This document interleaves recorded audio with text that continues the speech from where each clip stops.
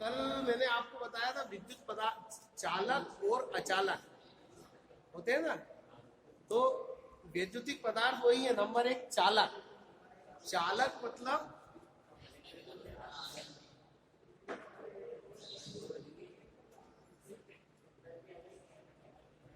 पदार्थ। पहले कौन सा होता है? चालक, जिसमें विद्युत आसानी से प्रवाहित हो जाती है। मतलब इनमें मुक्त इलेक्ट्रॉनों की संख्या ज्यादा होती है ना। दूसरा होता है अचालक, मतलब जिसमें विद्युत प्रवाहित नहीं होती। एक और होता है वैद्युतिक पदार्थ अर्धचालक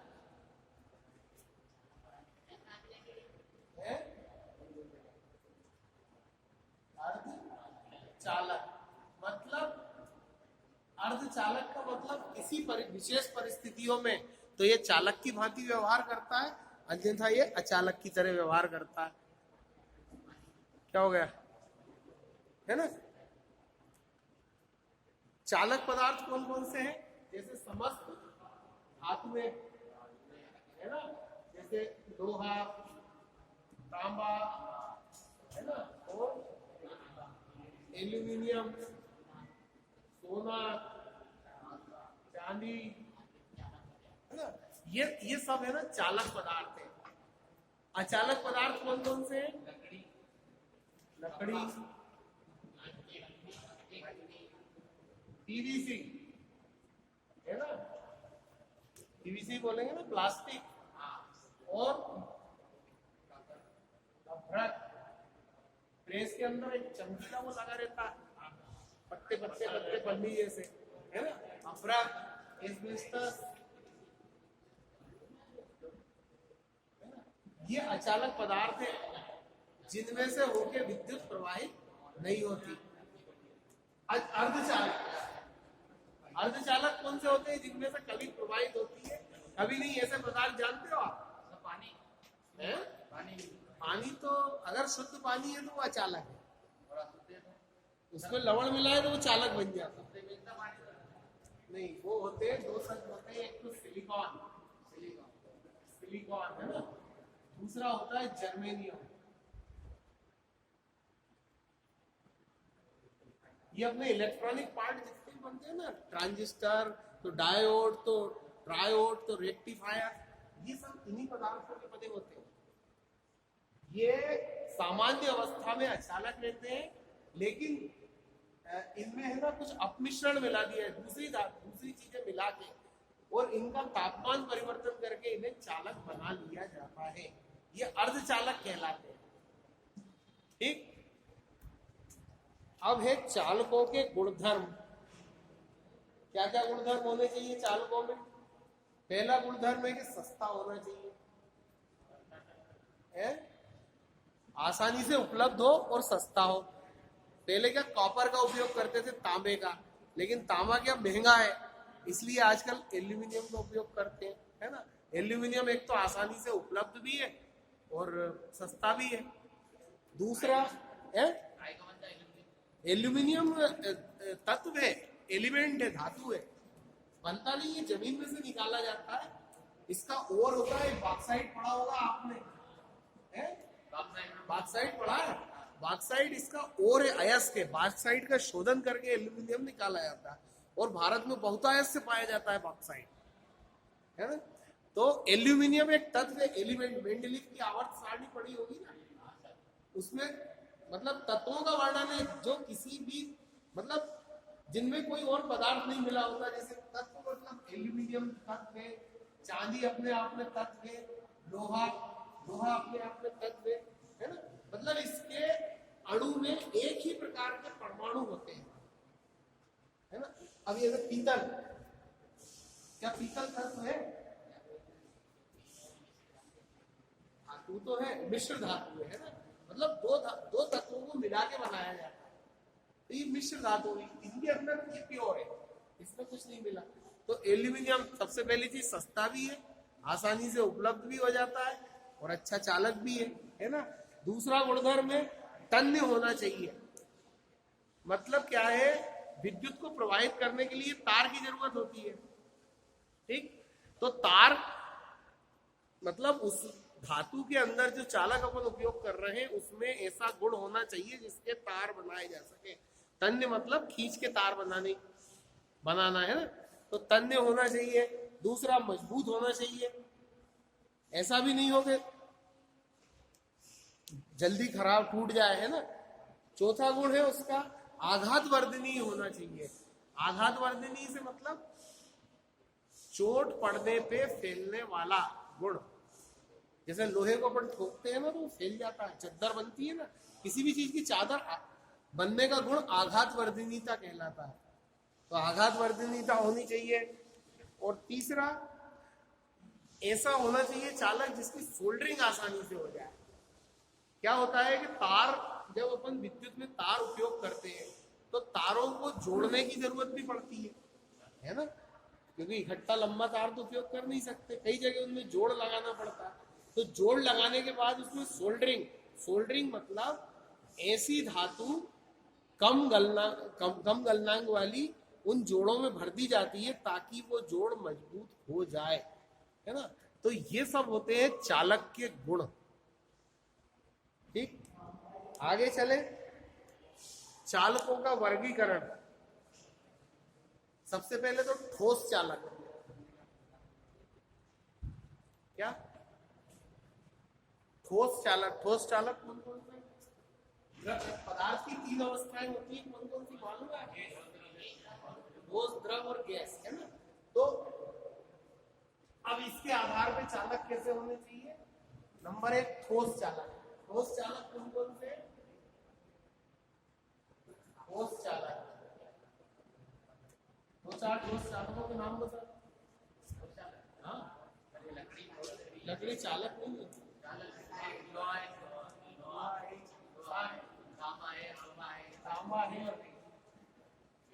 एल्यूमिनियम में ठोस ही होता है। ये ठोस है ना, मतलब क्या है कि इनका एक निश्चित आकार होता है ना। दूसरे चालक कौन से? द्रवीय चालक। द्रवीय चालक कौन कौन से हैं? एक आध द्रव चालक देखा आपने? पानी चालक नहीं है, बिल्कुल नहीं है।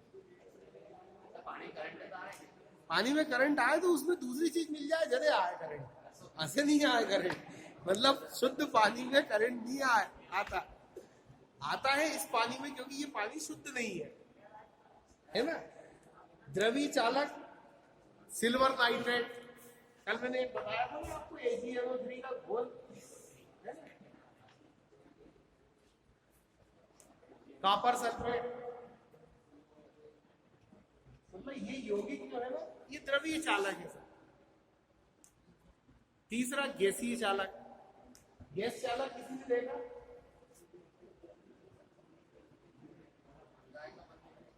गैस चालक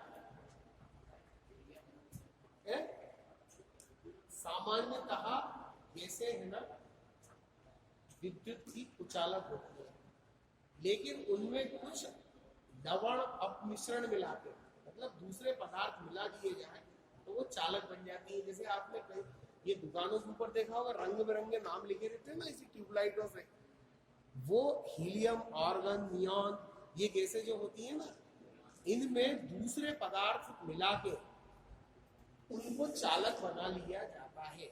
इन्हें गैसीय चालक कहते हैं। ठीक, मतलब इन तीनों चीजों का अलग अलग जगह जैसी जरूरत वैसा उपयोग आगे अपन देखेंगे। ठीक, अब है अपना चालक पदार्थ। चालक पदार्थ आप जैसे चांदी को जानते ही हैं, तांबा है, एल्यूमिनियम, सोना, टंगस्टन। टंगस्टन मतलब ये बल्ब के अंदर जो वो तार रहता है ना जो रोशनी उत्पन्न करता है, टंगस्टन भी एक धातु है, तत्व है ना। जस्ता, जिंक, है ना। पीतल मिश्र धातु है लेकिन चालक है। उसके बाद में निकिल, है ना। तो ये सब चालक है, इन सब का वर्णन दिया हुआ है थोड़ा थोड़ा। अब है अचालक पदार्थ। वे पदार्थ जिनमें मुक्त इलेक्ट्रॉनों की संख्या 0 होती विद्युत किन में प्रवाहित होती है? ऐसे पदार्थों में जिनमें मुक्त इलेक्ट्रॉन होते हैं, है ना। मतलब उनकी बाहरी जो कक्षा होती है, ये तो हो गया नाभिक पीएन, है ना। इनकी बाहरी कक्षा में इलेक्ट्रॉनों का एक गुण है कि वो एक दूसरे का जोड़ा बना के रखते हैं, ठीक। तो इनमें क्या है कि अगर किसी कक्षा में 5 अणु है तो ये दोनों का भी जोड़ा बन गया, ये मुक्त इलेक्ट्रॉन हो गया। तो जिन पदार्थों के अंदर मुक्त इलेक्ट्रॉनों की संख्या होती है वही चालक होते हैं, है ना। लेकिन अचालक पदार्थ कौन से हुए? जिनमें मुक्त इलेक्ट्रॉनों की संख्या 0 है। जब इलेक्ट्रॉन ही नहीं है तो वो चालक अचालक हो गए। जैसे लकड़ी, रबर, है ना, और आपका पीवीसी, चीनी मिट्टी, मार्बल, ये सब अचालक पदार्थ है हमारा। सही है नहीं कि नहीं? बता दिया करो यार बीच में कहीं। रबड़ अचालक है, कुचालक। अपन तो चालक है। अपन में से तो विद्युत प्रवाहित होती। अगर अपन अचालक होते ना तो करंट नहीं लगता। चालक है क्योंकि अपने शरीर के अंदर एक बात बताऊं, लोहा भी है ना, और नमक भी है, पानी भी है, मतलब सब चीजें तो है शरीर के अंदर। पूरे पंच तत्व है अपन में। मतलब मिट्टी है तो मिट्टी में सारे तत्व है, तो अपन तो चालक है पूरी तरह से। तभी तो क्या एक व्यक्ति को करंट लगता है ना तो दूसरा उसको पकड़ ले तो उसे भी लगेगा, मतलब उस व्यक्ति में से करंट उसमें चला गया।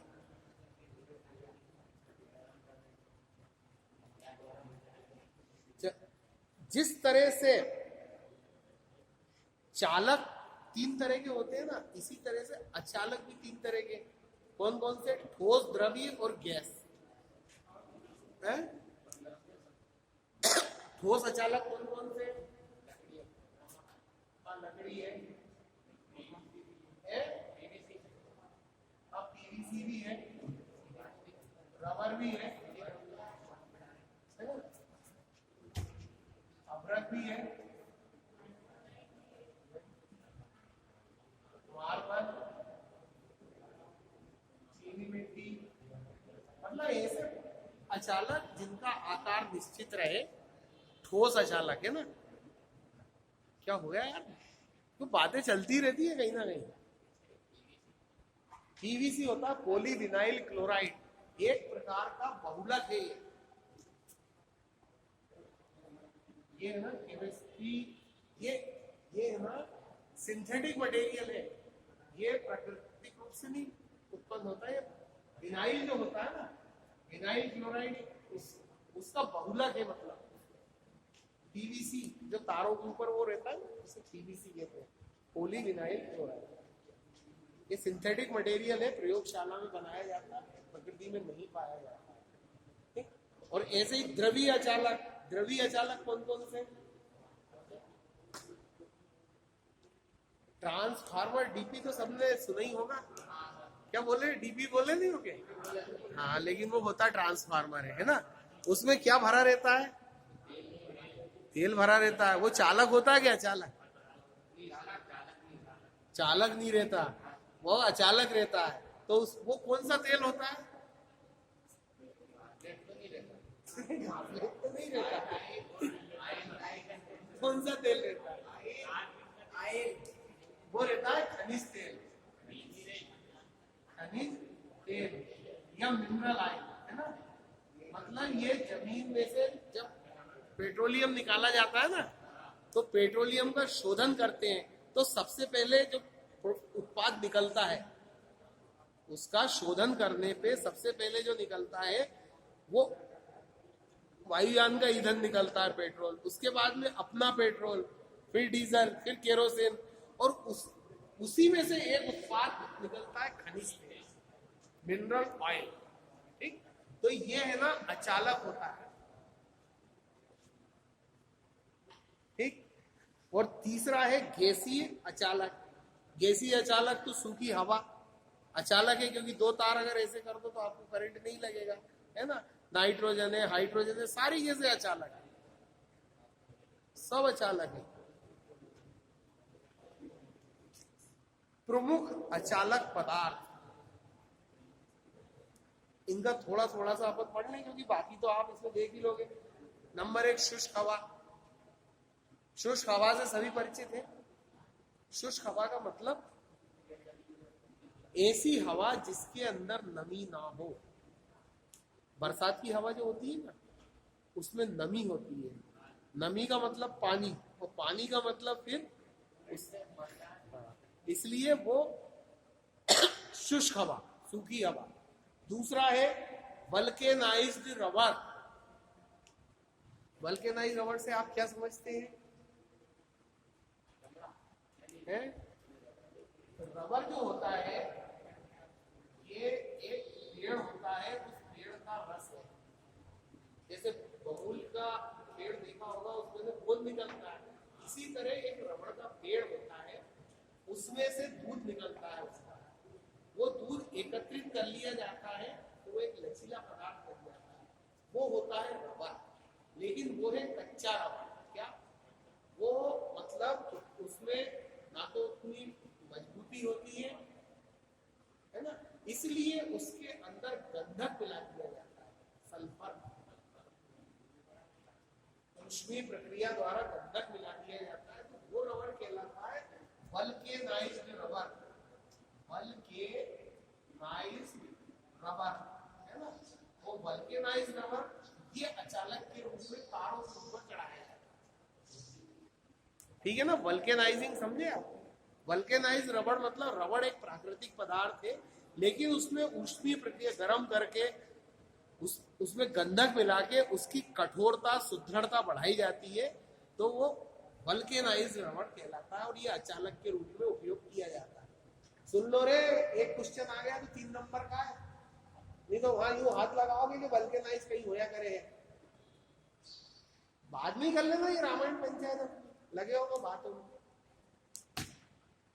वाकई में वहां ऐसी मति खराब होती है, जब नहीं आता ना 3 कटते हैं एकदम। हाँ, थोड़ा सुन ही लो, कोई बहुत है। दूसरा है पीवीसी, पॉली विनाइल क्लोराइड, है ना। ये वल्केनाइज रबर की अपेक्षा ज्यादा मजबूत होता है। रबर आपने देखा होगा कम मजबूत है, लचीला होता है, ठीक है। तो पीवीसी एक बहुलक है, सिंथेटिक मटेरियल है, प्रयोगशाला में बनाया जाता है और ये ज्यादा टिकाऊ भी होता है, मजबूत भी होता है। आपने देखा होगा कि पुराने जो तार आते थे उनके ऊपर जो चढ़ा रहता था ना, वो मुलायम रबड़ चढ़ा रहता था, लेकिन आजकल क्या ये कठोर रबड़ चढ़ा रहता है। ये पीवीसी है, ये ज्यादा मजबूत है, ज्यादा टिकाऊ है, मौसम का भी असर नहीं होता, नमी का भी असर नहीं होता इसके ऊपर, है? ठंड का मतलब उतना नहीं होता तो है, नमी का, मौसम का, सबका, लेकिन रबर की अपेक्षा कम होता है ना। तीसरा है एबोनाइट। एबोनाइट से आप क्या समझे? एबोनाइट एक प्लास्टिक जैसा मटेरियल होता है, ठीक, जो रबड़ की अपेक्षा ज्यादा सख्त और अधिक तापमान पे जलता है। उसका भी अचालक के रूप में उपयोग करते हैं। चौथा है अभ्रक।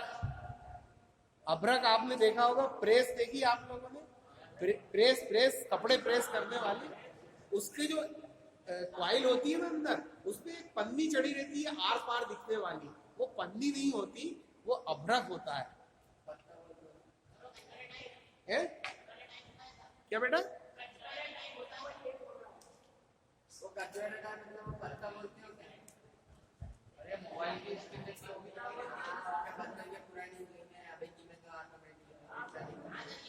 ऐसा कुछ बना रहता है, इसमें तार लपटा रहता है ना, इसमें तार लपटा रहता है क्या, और इस तार के ऊपर एक आर पार पारदर्शक पन्नी जैसी लगी रहती है।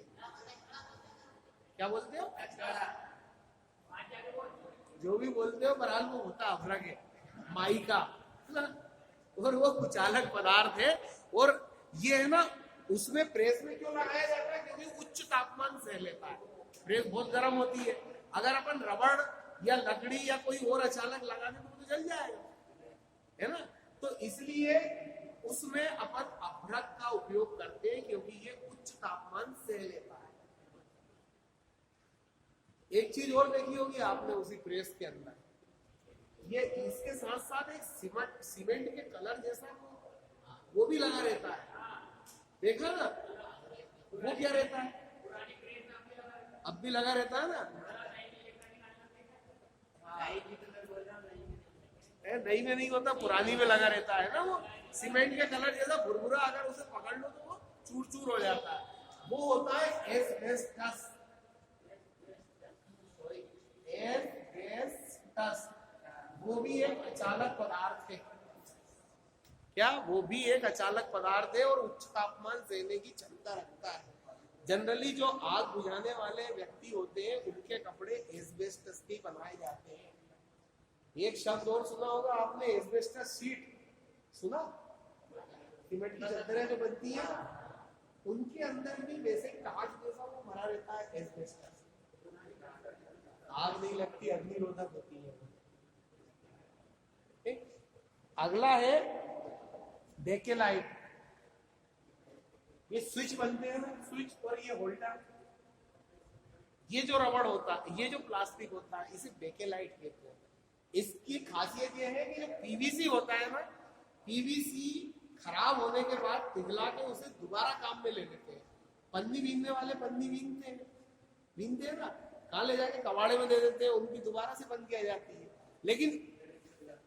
लेकिन बेकेलाइट जो होता है ना, उसको दोबारा, वो भी प्लास्टिक ही होता है एक तरह का, लेकिन उसको दोबारा उपयोग में नहीं लिया जा सकता। एक बार काम में आने के बाद फिर वो खराब हो जाता है, लेकिन अपेक्षाकृत कठोर होता है। और खनिज तेल जानते ही हो, जो ट्रांसफार्मर के अंदर भरा होता है ना, ट्रांसफार्मर में भी रहता है। बहुत से सर्किट ब्रेकर होते हैं, वो आगे आएंगे सर्किट ब्रेकर क्या होते हैं। विद्युत उपकरण, उनमें भी उचालक के रूप में खनिज तेल का उपयोग किया जाता है ना। पोर्सलिन मतलब चीनी मिट्टी, खंबे के ऊपर वो लटके वो रहते हैं, उनपे तार जिन पे जाते हैं वो सब पोर्सलिन भी बने रहते हैं, मतलब चीनी मिट्टी के। हैं? क्या बोलते हैं? उनको इंसुलेटर बोलते हैं, इंसुलेटर, लेकिन वो चीनी के बने रहते हैं, कठोर रहते हैं, ताकि खंबे में करंट नहीं आए, तार में भी गिर जाए। तार उसके ऊपर टिका रहता है। काय की तान में? हाँ, खंबे का वो तान नहीं, वो इसके वायर है, इसको खंबे को सीधा रखने के लिए वो इसीलिए लगा रहता है, कहीं ऊपर से करंट आ जाए तो वो नीचे नहीं आ पाए, है ना। और कांच, सब परिचित हो कांच से, है ना। तो ये इस तरह के सूखी लकड़ी, स्लेट, पहली दूसरी क्लास पढ़े अपन, पट्टी जिसके ऊपर कलम से लिखते हैं, वो एक तरह का पत्थर होता है। नहीं, ध्यान रखना, तो मैं भी कई दिन पहले पढ़े तो यार, हमारे ध्यान है कहाँ से ध्यान रहेगा, मैं तुमसे पहले पढ़े तो ध्यान रखना पड़े बेटा। अभी जो ध्यान रख के नहीं तो परीक्षा तक ध्यान उतर गया, अभी नहीं उतरे हो। हाँ, वही तो पट्टी है ना, सूखी लकड़ी, ज्यादा कुछ बताने की जरूरत नहीं है। अब इन चीजों के बारे में सब अपन दैनिक जीवन में जानते हैं, है ना। अब है अर्धचालक। क्या?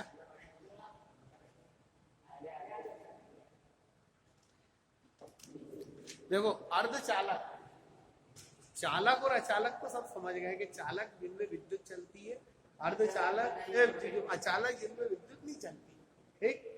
और लगभग सभी परिचित है इन चीजों से, है ना। अब है अर्धचालक, इससे बहुत कम लोग परिचित होंगे। नाम ही आज सुन लिया, फोन कितने दिन से यूज कर रहे हो? क्यों? अपन मोबाइल कितने दिन से यूज कर रहे हैं? कभी सोचे लोग कार को बदल हो गया करे? प्लास्टिक को तो गुड्डा गुड्डी बने दिया करे,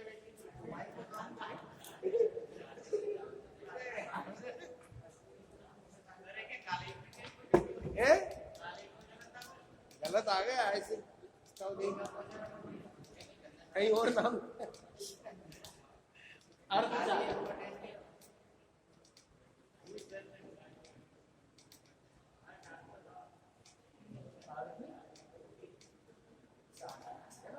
सेमी कंडक्टर है ना। सेमी कंडक्टर मतलब प्रकृति में कुछ ऐसे पदार्थ भी पाए जाते हैं जो किन्हीं विशेष परिस्थितियों में चालक का काम करते हैं और सामान्य परिस्थितियों में अचालक रहते हैं। जैसे लोहा हमेशा चालक है, मतलब वो चालक ही रहेगा। लकड़ी अचालक है, मतलब अचालक ही रहेगी, ठीक। लेकिन ये पदार्थ, कुछ पदार्थ ऐसे हैं जैसे सिलिकॉन। सिलिकॉन नाम सुना आपने क्या? सिलिकॉन एक तत्व होता है, सिंबल है उसका SI, है ना। सिलिकॉन है। दूसरा जर्मेनियम,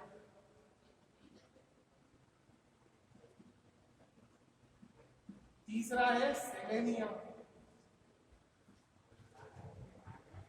ये क्या रहते हैं? ये ऐसे पदार्थ हैं कि ताप बढ़ाने पे, क्या मतलब, ये परिस्थितियां बदलने पे चालक का कार्य करते हैं। और आजकल जो इलेक्ट्रॉनिक जितने भी पार्ट होते हैं, जैसे कि आपका डायोड है, छोटे छोटे पार्ट जितने भी, रेडियो, टीवी और जितने भी इलेक्ट्रॉनिक कंपोनेंट में लगे रहते हैं, इन्हीं चीजों के बने रहते हैं। मतलब इनका सबसे ज्यादा उपयोग इलेक्ट्रॉनिक्स में इनका होता है। मोबाइल फोन में भी इसी का उपयोग होया करे, प्लास्टिक में गए। क्या कह रहा है? क्या है ना? क्या चलता है? अच्छी बात के लिए बुरी लगे तो कौन बंद कर लो। चलो,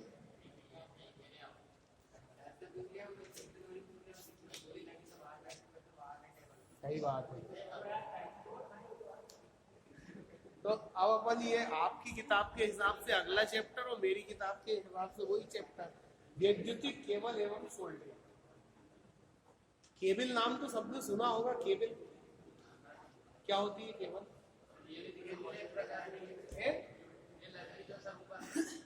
नहीं, ये इसे तार क्यों नहीं कहेंगे, केबल क्यों कह रहे हैं अपन?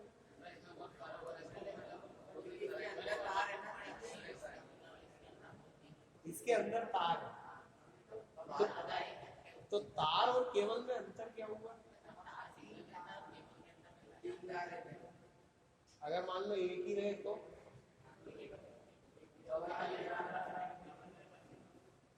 जब किसी चालक का तार बनाया जाता है ना, कोई भी चालक हो, चाहे वो कॉपर हो या लोहा, है ना, उस पे किसी भी प्रकार का आवरण नहीं हो, नंगा तार हो, मतलब बिल्कुल धातु का, तो वो क्या कहलाता है? तार, वायर, है ना। और अगर उसके ऊपर कोई भी अचानक पदार्थ चढ़ा दिया जाए, चाहे वो रबर हो, PVC हो, कॉटन हो, पेपर हो या कोई भी अन्य हो, तो वो केबल कहलाने लगता है। चाहे वो सिंगल तार हो, चाहे डबल तार हो, चाहे तीन तार हो, है ना। मतलब किसी भी चालक के तार के ऊपर वो अचालक आवरण चढ़ा हो, वो केबल कहलाता है। केबल और तार में यही अंतर है। तार अगर बोले तो नंगा तार, किसी भी तरह का उस पर अचालक आवरण नहीं है ना। और अगर अचालक आवरण चढ़ गया मतलब केबल हो गई, है ना, ठीक। अब वो तार भले ही सिंगल तार हो, 2 तार हो, 3 तार हो, 4 तार हो, कितने भी तार हो। अगला, अब इन तार, वैद्युतिक तार जो है ना, तार तो आप समझ गए, लेकिन तार कितने प्रकार के होते हैं? तारों के प्रकार,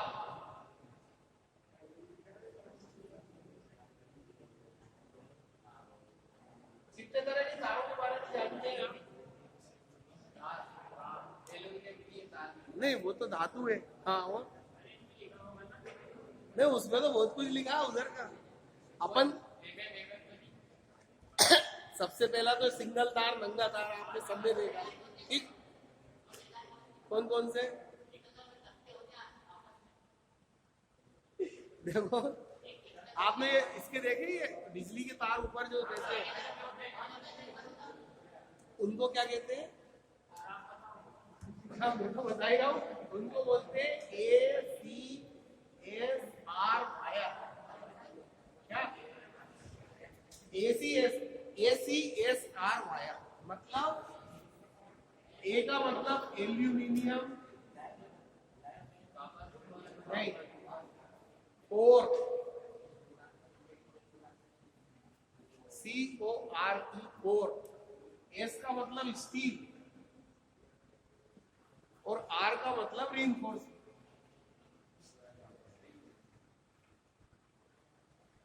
रीइंफोर्स मतलब किसी के अंदर मजबूती के लिए डाला गया तार। उस तार में है ना एल्यूमिनियम नहीं रहता, उसके बीच में एक स्टील का तार भी रहता है, लोहे का, आपने देखा होगा, और आसपास एल्यूमिनियम के तार लपटे रहते हैं। कारण क्यों? एल्यूमिनियम होती है मुलायम धातु, है ना, आसानी से टूट जाती है। स्टील का तार उसके बीच में डालने से क्या, उसकी मजबूती बढ़ जाती है, आसानी से टूटता नहीं है ना। एल्यूमिनियम का गलनांक कम है, और वो स्टील का तार जो अंदर डला रहता है लोहे का, उसका गलनांक ज्यादा होता है, मतलब आसानी से पिघलता भी नहीं है। और बहुत सारे एल्यूमिनियम का तार लपेटने का मतलब क्या हुआ, उस पर एक तार क्यों नहीं बना देते पूरा का पूरा एल्यूमिनियम का उतना मोटा? कभी सोचा इस चीज को? बहुत सारे तार क्यों लपेटते हैं, एक बना दो उतना ही मोटा।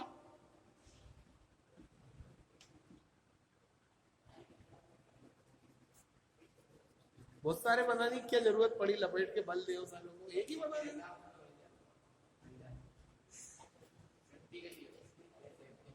कल मैंने बताया था कि देखो, प्रतिरोध बताया था, प्रतिरोध काय के समानुपाती होता है, क्रॉस सेक्शन जितना बड़ा होगा, करंट हमेशा है ना किसी भी चालक या धातु के आवरण के ऊपर चलता है। क्या? जैसे ये चालक है, तार है, तो तार की बाहरी सतह पर ही बहेगा करंट, है ना, अंदरूनी सतह पे नहीं बहता, ठीक। तो क्या होगा, जितना उसका क्रॉस सेक्शन समझे, मतलब अनुप्रस्थ काट, तो क्या होगा, जब एक तार जो है ये है, ठीक, इसके बाहरी आवरण में ही करंट बह रहा, ठीक, उसमें बहुत सारे तार लपेटे रहते हैं, ऐसे ऐसे ऐसे ऐसे ऐसे ये लपटे रहते हैं ना इसमें, और एक बीच में आता तार, ठीक।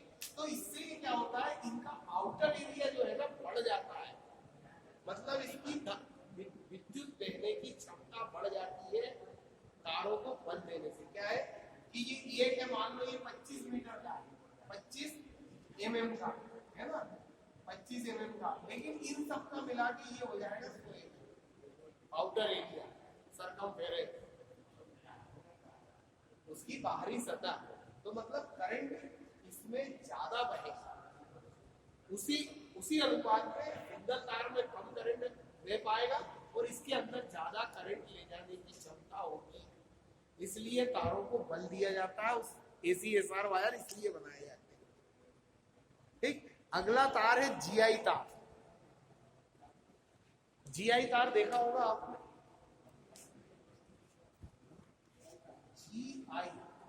GI का मतलब है गैल्वेनाइज्ड आयरन।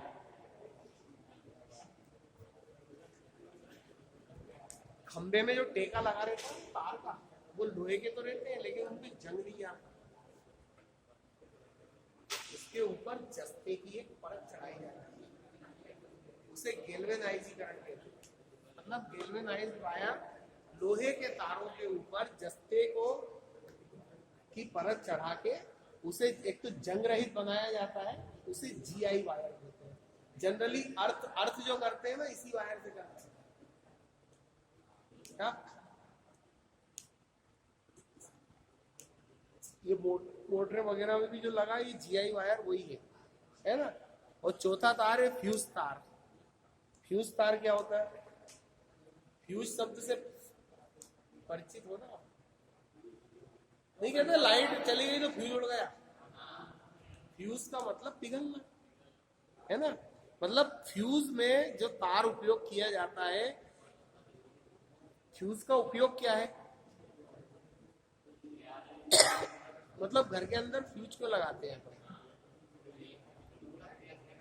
जबरदस्ती उड़ जाता है, लाइट चली जाती है। फ्यूज लगाने का उद्देश्य क्या होता है? घर के अंदर लाइट है, ठीक। अभी मान लो कोई विद्युत उपकरण खराब हो गया, जैसे ये पंखे का बेरिंग ही टूट गया, ठीक।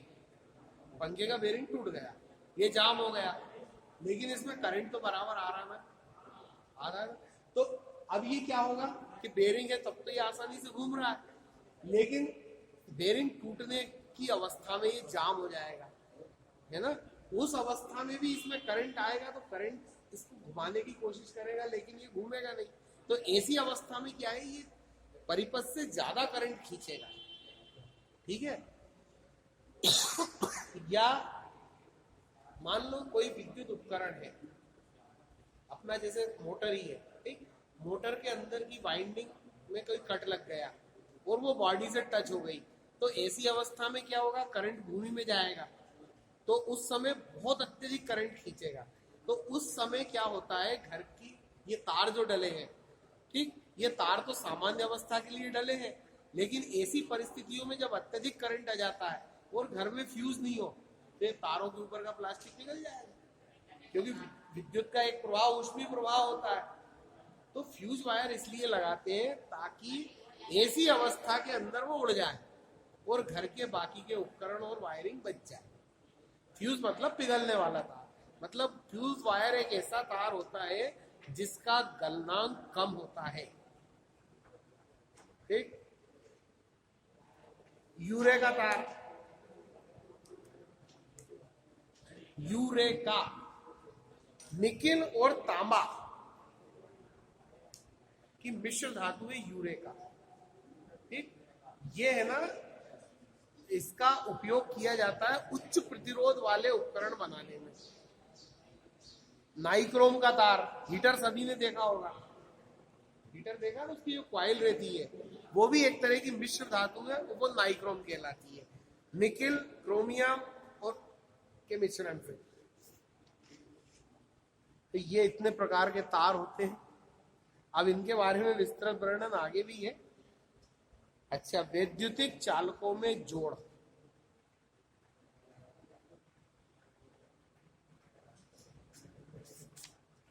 हाँ भाई, अरे मेरे से पूछ लो यार कुछ। इधर ही इधर ही इधर। देखो क्या है कि अपन है ना, विद्युत के प्रवाह के लिए तारों का उपयोग करते हैं ना, ठीक है ना। धात्विक चालकों का चालक असीमित लंबाई के तो बनाए नहीं जा सकते यार। वो पूरा तार, एक ही तार से पूरा घर में वायरिंग हो गई, जगह जगह उनमें जोड़ भी लगाने पड़ते हैं, है ना। खंभों के ऊपर भी जो तार बहते हैं ना, उनमें भी वो भी ऐसा नहीं है कि यहाँ से लगाया तो ठेठ तक एक ही तार चला गया। जोड़ तो सब में लगाने की जरूरत पड़ती है ना। बिना जोड़े काम किसी का नहीं चलता। तो इसलिए वो कितने प्रकार के जोड़ होते हैं।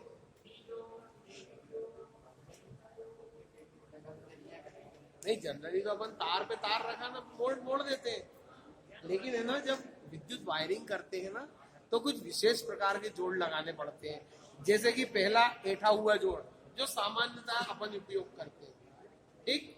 दूसरा होता है मेरिट जोड़, दो तारों को आपस में लेके और एक दूसरे के तार लिए पीछे मोड़ा।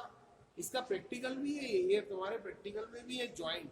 मतलब इसके बाद अपन इसका प्रैक्टिकल भी करवाऊंगा चारों पे।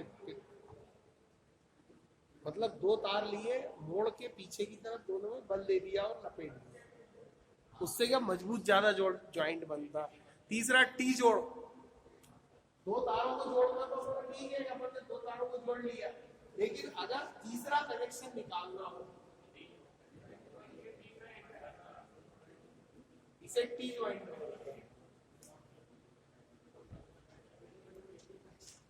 तो ये जोड़ तो है ना, अभी ऐसे बोलने में तो समझ में आएंगे नहीं। अपन कल या परसों जब भी टाइम वो अपना आएगा तो इनका प्रैक्टिकल, हाँ मंडे को जब भी, मतलब कल तो नहीं, परसों, कल तो छुट्टी।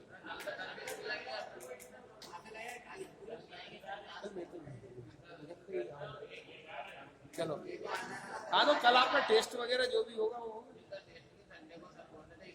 हाँ तो वो जो भी है, पर अपन है ना इसको क्या मंडे के दिन करते हैं, तो ये सारे जोड़ अपन है ना तार के टुकड़े लेके बना के आपको बताओ, तभी सूझ पड़ेगी, क्योंकि ऐसे बोलने से सूझ समझ पड़ेगी नहीं। अभी तो यही याद रखो कि तारों में जोड़ लगाने की आवश्यकता पड़ती है, और जोड़ लगाने के बहुत सारे तरीके होते हैं, जैसी जरूरत वैसा जोड़ लगाया जाता है, ताकि जोड़ आसानी से खुले ना, है ना। केबिल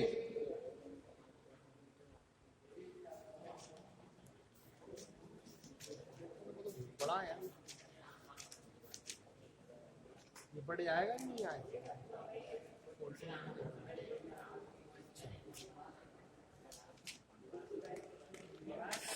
चलो केबिल,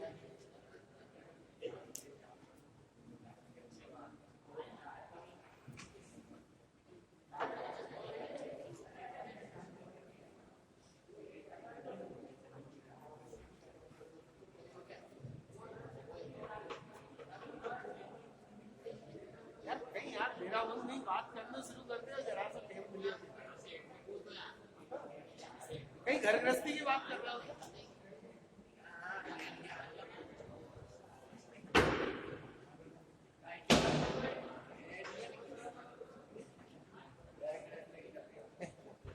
अभी घर गृहस्थी वाले तो कम ही होंगे इसमें। घर तो है, घर तो बिना घर का तो कोई भी नहीं, मतलब खेती बाड़ी भी होगी,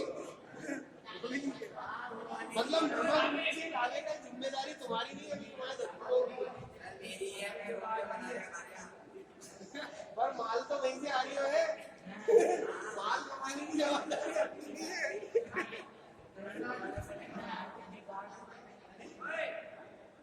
तो इसलिए वो चिंता तो नहीं है, उनने कि नमक फुटुआ तक तू पैसा भेज दो।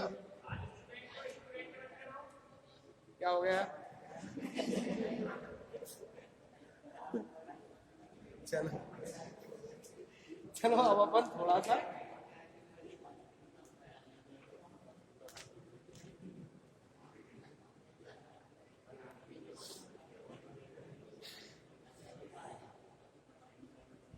इतनी जल्दी घबरा जा।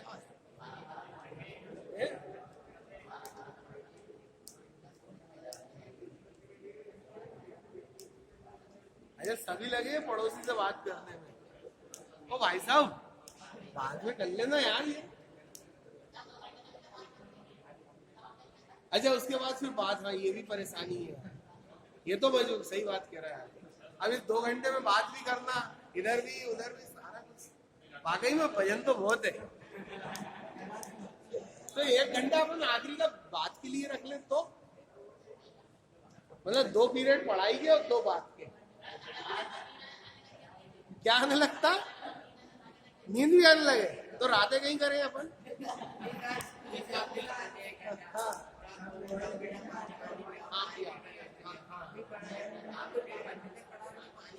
तो अभी हमने 1 घंटा होगा नहीं होगा, हो तो बोल दिया करो, भाई कुछ नहीं पड़े, क्योंकि मेरे घर बड़े, मतलब 10 मिनट है, मतलब 10 मिनट तो कोई दिक्कत नहीं, बात कर सकते हैं अपन।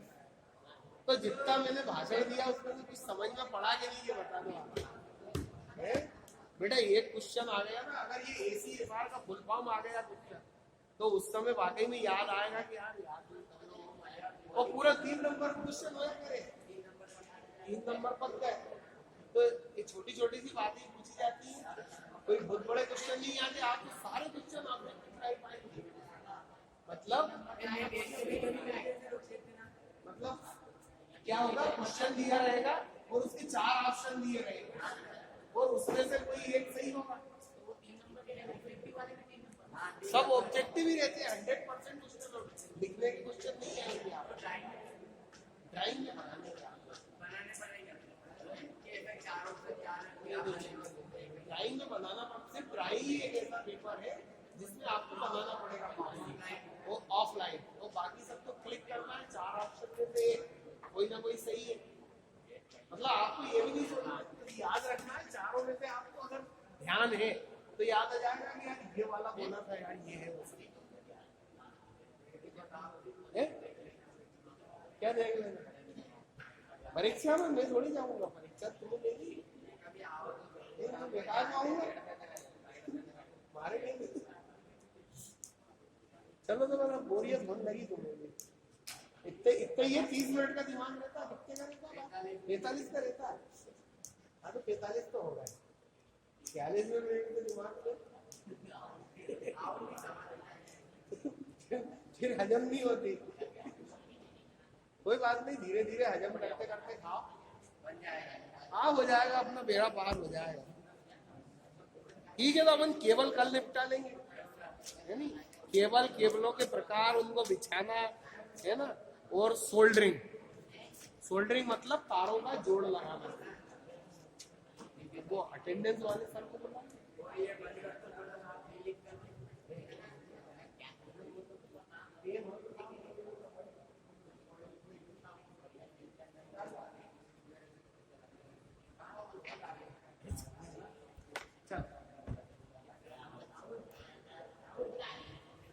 क्योंकि इसके बाद थोड़ा टेस्ट आ गया ना।